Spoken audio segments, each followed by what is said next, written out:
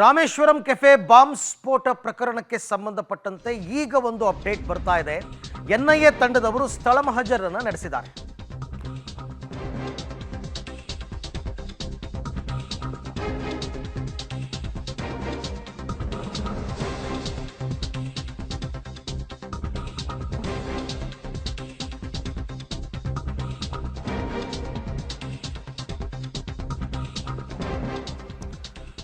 Rameswaram cafe ಪ್ರಕರಣಕ್ಕೆ ಸಂಬಂಧಪಟ್ಟಂತೆ NIA ಅವರು ಕೂಡ ತನಿಖೆಯನ್ನು ನಡೆಸ್ತಾ ಇರತಕ್ಕಂಥದ್ದು, ಕೆಲವರನ್ನ ಬಂಧಿಸಿರೋದು ನಿಮಗೆಲ್ಲ ಗೊತ್ತಿರ್ತಕ್ಕಂಥ ವಿಚಾರ.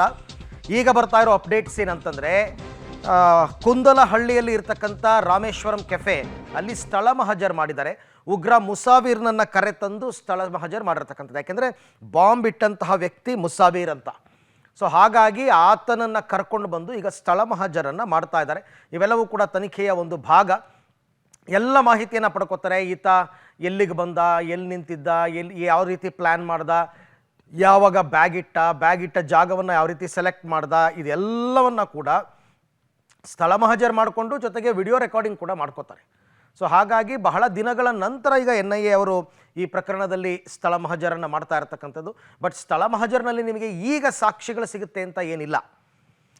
ಆದರೂ ಕೂಡ ಸ್ಪಾಟ್ ಮಹಜರನ್ನು ಮಾಡಬೇಕಾಗತ್ತೆ. ಆರೋಪಿಯನ್ನು ಕರೆತಂದು ಆ ಜಾಗದ ವಿವರವಾದಂತಹ ಮಾಹಿತಿಯನ್ನು ಪಡ್ಕೋಬೇಕಾಗತ್ತೆ.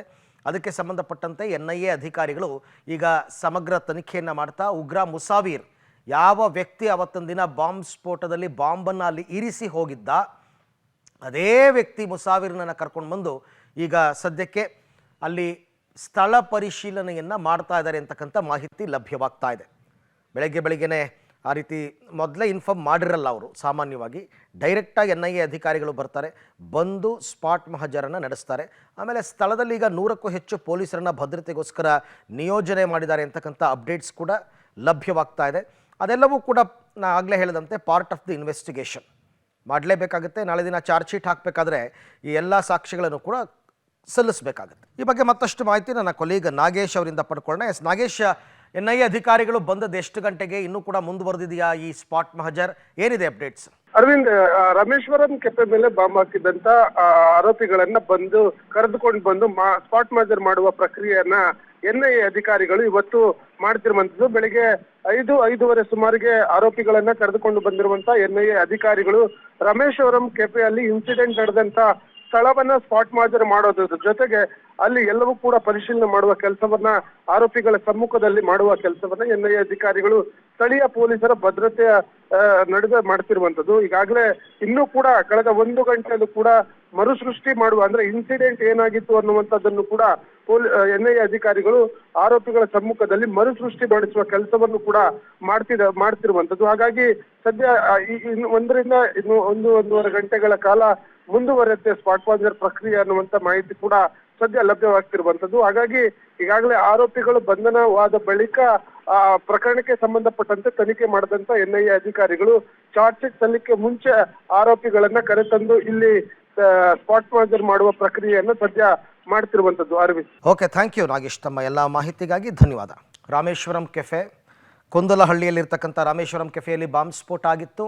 ಅದಾದ ನಂತರ ಸಂಪೂರ್ಣ ತನಿಖೆ ನಡೆದಿತ್ತು. ಅದರಲ್ಲಿ ಕೆಲವರನ್ನ ಅರೆಸ್ಟ್ ಮಾಡಿದ್ರು. ಮುಸಾವೀರ್ ಅಂತಕ್ಕಂಥ ಒಬ್ಬ ಆರೋಪಿ, ಅವನನ್ನು ಕರ್ಕೊಂಡು ಬಂದು ಈಗ ರಾಮೇಶ್ವರಂ ಕೆಫೆಯಲ್ಲಿ ಸ್ಪಾಟ್ ಮಹಜರನ್ನು ಮಾಡ್ತಾ ಇದ್ದಾರೆ. ಬೆಳಗ್ಗೆ 5:30ಕ್ಕೆ ಬಂದಿದ್ದಾರೆ. ಇದನ್ನು ಯಾರಿಗೂ ಕೂಡ ಅವರು ಮೊದಲೇ ಇಂಟಿಮೇಟ್ ಮಾಡಿ ಬರಲ್ಲ. ಹಾಗಾಗಿ ಈಗ ಸ್ಥಳೀಯ ಪೊಲೀಸರ ಭದ್ರತೆಯಲ್ಲಿ ಇನ್ನೂ ಕೂಡ ಮುಂದುವರೆದಿದೆ ಅನ್ನೋ ಮಾಹಿತಿ ಇದೆ. ಅದೇನೋ ಪ್ರಕರಣದ ಮರುಸೃಷ್ಟಿ ಮಾಡ್ತಾರೆ ಅಂತಂದ್ಬಿಟ್ಟು. ಹಾಗಾಗಿ ಯಾವ ರೀತಿ ಆಯಿತು ಇದೆಲ್ಲವನ್ನು ಕೂಡ ವಿಡಿಯೋ ಚಿತ್ರೀಕರಣವನ್ನು ಮಾಡ್ಕೋತಾರೆ.